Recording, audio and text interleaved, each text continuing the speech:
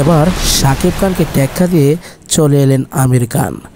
আমির খানের লুকটা ছিল অসাধারণ, কি ফাইটটাই না করেছে। শাকিব খানের থেকে কোনো দিক দিয়েই কম নয়। তার ফাইটটা ছিল মাদ্রাজি ছবি থেকে অসাধারণ।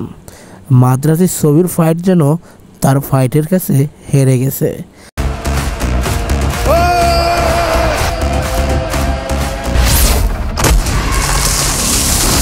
কি অসাধারণ ফাইট করেছে।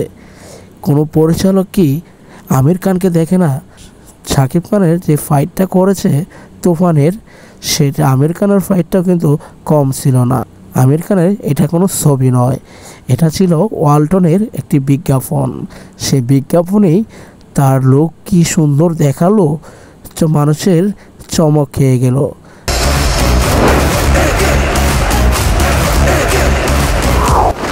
আমি যদি চলি তাহলে থামি না, আর যদি থামি তাহলে আমার হাত থামে না।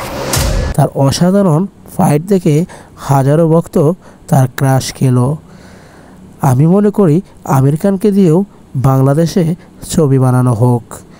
আপনারা মতামতটি কমেন্ট করে জানিয়ে দেবেন।